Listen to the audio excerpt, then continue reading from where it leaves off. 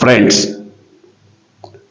ఆంధ్రప్రదేశ్కు సంబంధించినంత వరకు ఒక ప్రధానమైన అంశం గత 4-5 రోజులుగా మీడియాని కలవరపెట్టింది.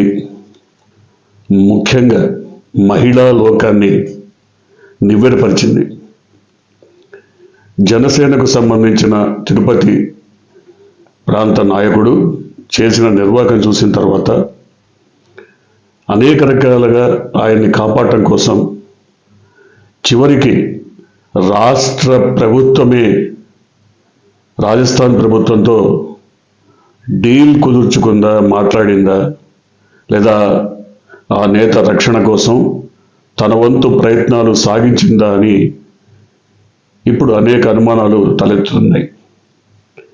లక్ష్మీరెడ్డి పాపం ఆమె నిన్న ఆసుపత్రి పాలయ్యారు.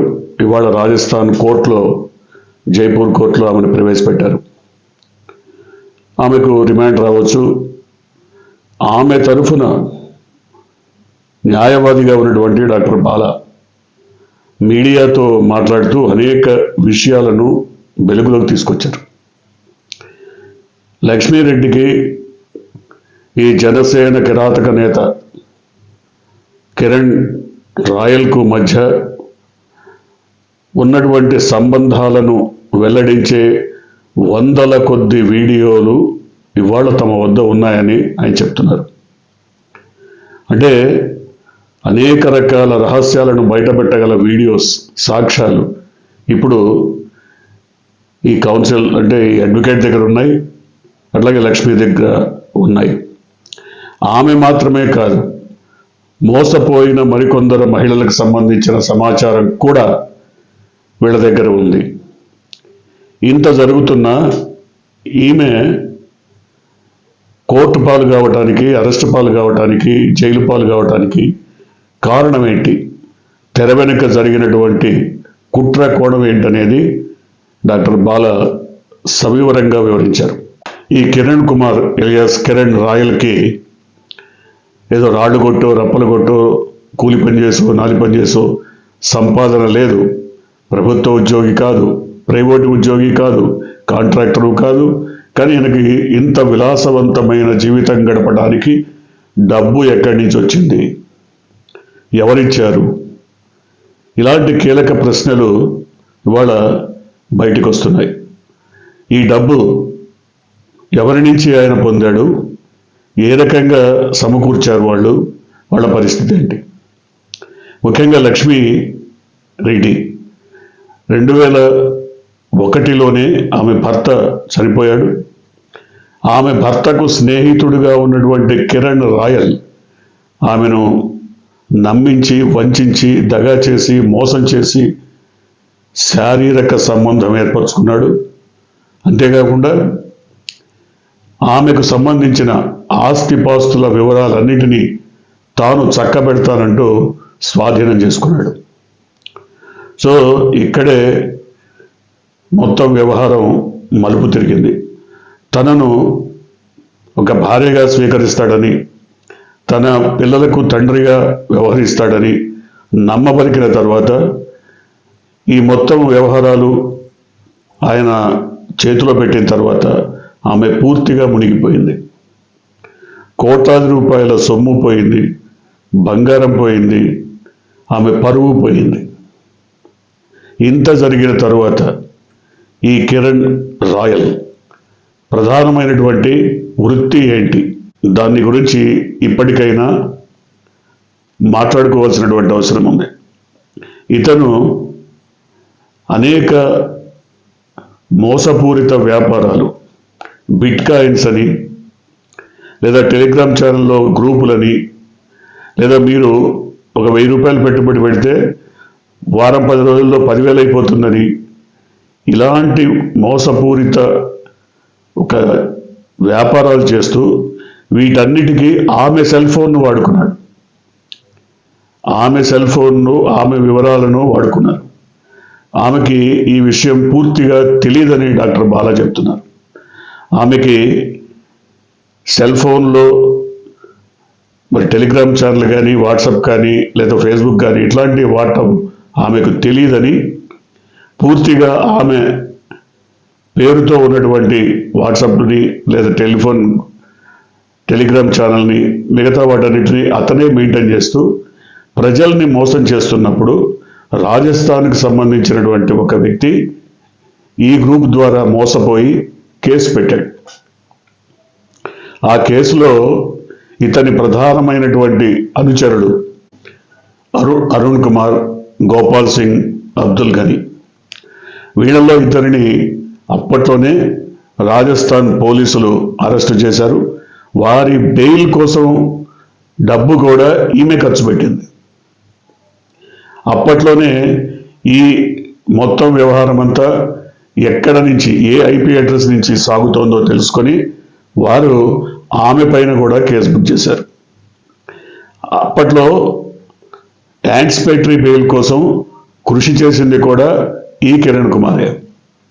కానీ ఆమెకు యాంటిసిపేటరీ బెయిల్ రాలేదు. కానీ అప్పటి నుంచి పోలీసులు అది సైబర్ నేరం కాబట్టి, సైబర్ క్రైమ్ కాబట్టి అంత స్పీడ్గా దాన్ని ట్యాకిల్ చేయలేదు. ఇప్పుడెందుకు మరి అంత స్పీడ్గా ట్యాకిల్ చేశారు? ఇప్పుడెందుకు దీన్ని తవ్వి బయటికి తీశారు అంటే,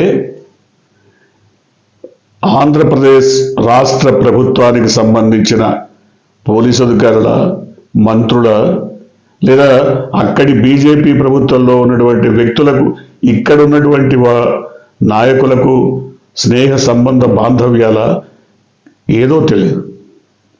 అయితే డాక్టర్ బాలా చెప్తున్నది మాత్రం రాజస్థాన్ ప్రభుత్వంతో, ఇక్కడ ఉన్నటువంటి రాజస్థాన్లో ఉన్న బీజేపీ ప్రభుత్వంతో, ఇక్కడ ఉన్నటువంటి కూటమి ప్రభుత్వానికి ఉన్న సంబంధ బాంధవ్యాలు, అనుబంధం కారణంగా ఆమె పైన ఆ మరుగున పడిన కేసును తవ్వి తీసే బాధ్యత అక్కడి పోలీసులు తలకెత్తుకున్నారు.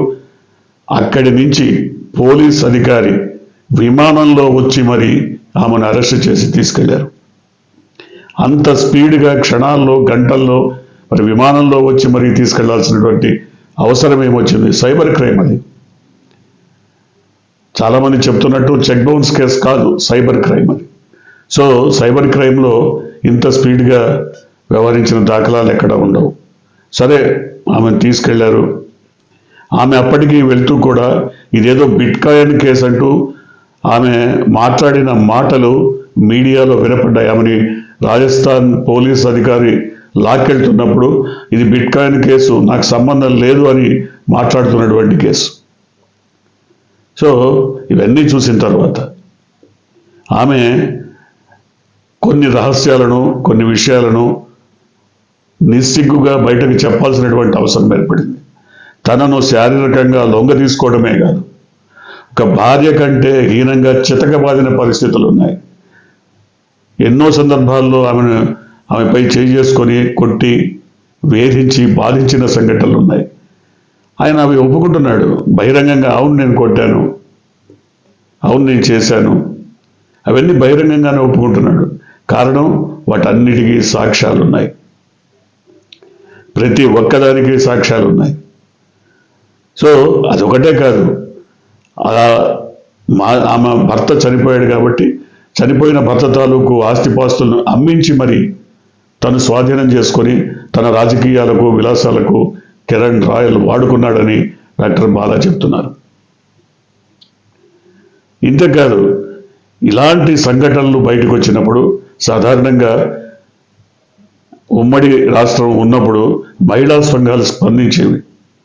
ఎక్కడ ఒక అబలకు అన్యాయం జరిగిన, ఒక మహిళ ఆక్రందన వినిపించిన తక్షణం స్పందించి వాళ్ళు అక్కడికి వెళ్ళి మా మహిళ తరఫున పోరాడేటువంటి పరిస్థితి ఉండేది. ఇప్పుడు మహిళా సంఘాలు మరి అమ్ముడుపోయాయో, లేదా పూర్తిగా చెవిటి మూగ మరి గుడ్డిగా మారిపోయాయో తెలియదు. మహిళా సంఘాల స్పందన లేదు. ఆమెకి ఏ రకమైనటువంటి రక్షణ లేదు, స్పందన లేదు. అందుకనే రెచ్చిపోయిన కిరణ్ రాయల్ ఆమెను చంపుతారని, ఆమె కొడుకులను కూడా చంపుతారని బహిరంగంగానే బెదిరించినటువంటి పరిస్థితి.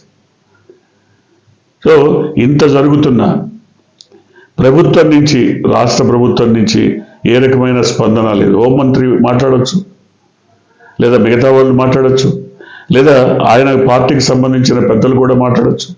కానీ అతన్ని రక్షించేటువంటి మరి వ్యూహంలో భాగంగా వీళ్ళంతా మౌనంగా ఉన్నారని కొంతమంది చెప్తుంటే, కొంతమంది మాత్రం కూటమిలో ఇలాంటి నేతల ప్రమేయం వల్ల కూటమి పరువు ప్రతిష్టలు దెబ్బతింటాయి కాబట్టి ముఖ్యంగా లోకేష్ ఇటువంటి వాటి విషయంలో మౌనంగా ఉండాలని నిర్ణయించారు. ఒకవేళ ఎవరైనా ప్రస్తావించినా ఇది తెలుగుదేశానికి సంబంధించిన వ్యవహారం కాదని చెప్పాలని నిర్ణయించుకున్నట్టుగా కొన్ని వార్తలు వినపడుతున్నాయి. ఇది పూర్తిగా జనసేన అంతర్గత వ్యవహారం, వాళ్లే నిర్ణయం తీసుకోవాలని ఆయన చెప్పడానికి సిద్ధపడ్డారని వార్తలు వస్తున్నాయి. మరోపక్క జనసేన అధినేత మాత్రం కిరణ్ రాయల్ని కొద్ది కాలం మౌనంగా ఉండు, ఇదంతా మర్చిపోయిన తర్వాత మళ్ళీ నీ పని నువ్వు చేసుకో అని సందేశం ఇచ్చారన్నది వార్త. అంటే ఏ రకంగా చూసినా ఒక నిందితుడిని బహిరంగంగా చంపేస్తామని బెదిరించినటువంటి ఒక నిందితుడిని కాపాడటానికి ప్రభుత్వాలు కదలి ఇంతగా స్పందించాయంటే మరి ఈ పార్టీకి ఉన్నటువంటి వెనుదన్ను ఎవరు?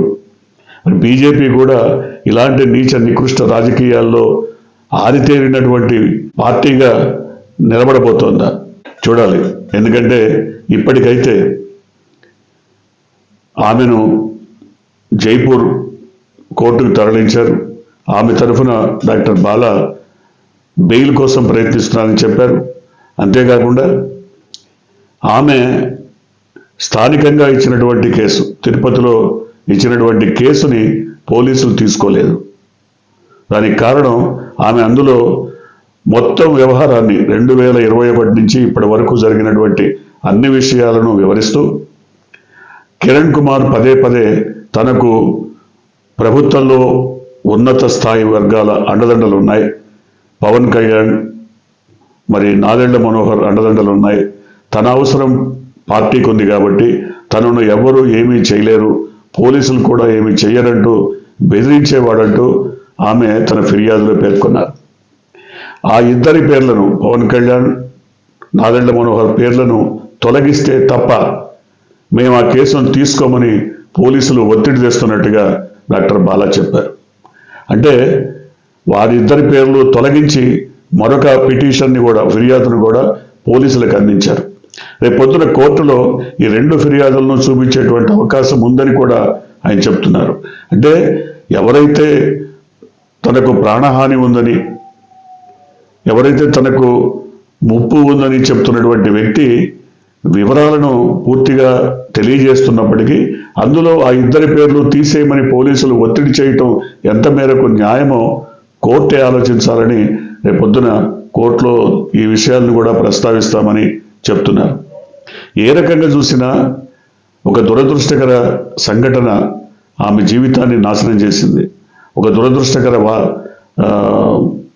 వాతావరణం ఆమె చుట్టూ ఒక ముళ్ళ కంచెను కట్టేసింది. ఆమె అమాయకంగా నమ్మి మోసపోయి వంచనకు దగాకు గురై ఇవాళ జైలు పాలైనటువంటి పరిస్థితి.